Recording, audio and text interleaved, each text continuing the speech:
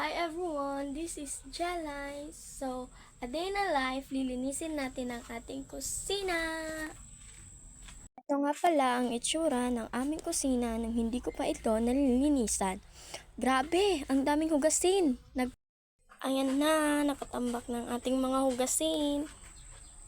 Sa parteng ito, sinimulan ko na ang pagtatanggal ng mga kanin o ng anumang nakadikit sa ating mga plato. Pinaandar ko lamang ang gripo at tinanggal ko lamang dyan ang mga basura na nakalagay sa ating lababo.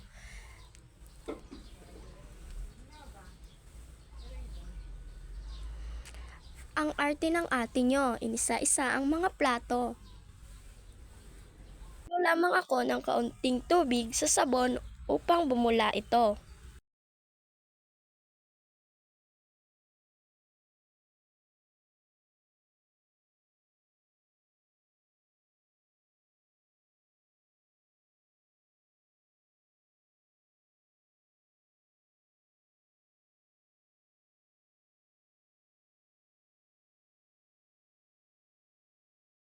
So dito naman po, habang nakababad ang ating mga plato ay nagkulitan muna kami ng aking kaibigan na si Rona. Ayan, sayaw-sayaw ng konti. Pagkatapos namin nagkulitan ay nagluto lamang ako ng kanin para sa aming pagkain mamayang tanghali. Dito, bubuksan ko ang ating kanin upang tingnan kung kumukulo na ba ito at ayan, kumukulo na nga pala. Dito, binalikan ko na ang binabad nating mga plato. Sinimulan ko na ang pagtatanggal at pagwawaswas sa mga plato natin upang madali na lang itong sabunan at mabanlawan mamaya pagkatapos. Ito, may makulit na mokong dito. Sige, pakyut sa camera.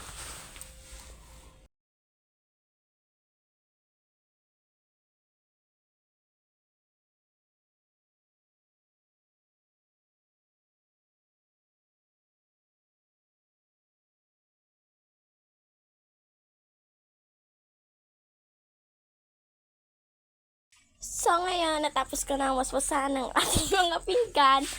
Eto na naman tayo sa part ng pagsasabon. Dito, naghahanap lang ako na maayos na pwesto ng ating kamera.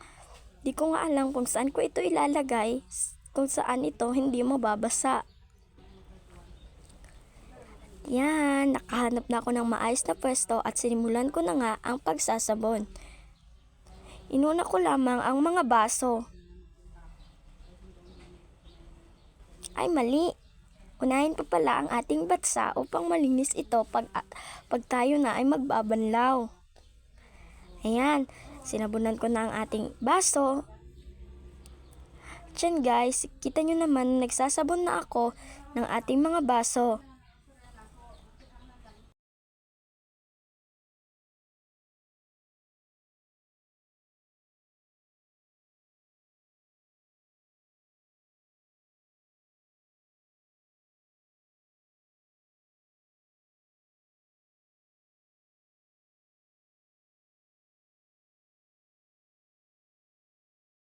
At ayun na nga guys, natapos ko nang sabunan ang ating mga plato.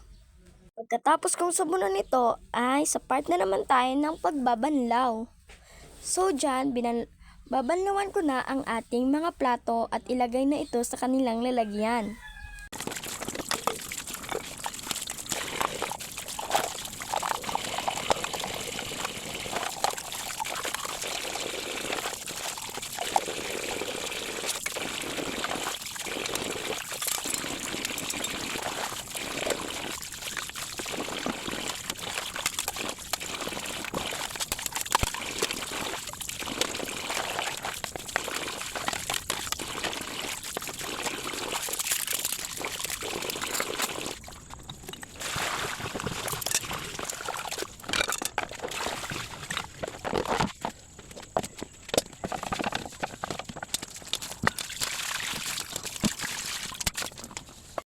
Ito na guys ang kinalabasan ng ating kusina matapos natin itong linisan at hugasan ang mga nakatambak na plato sa ating lababo.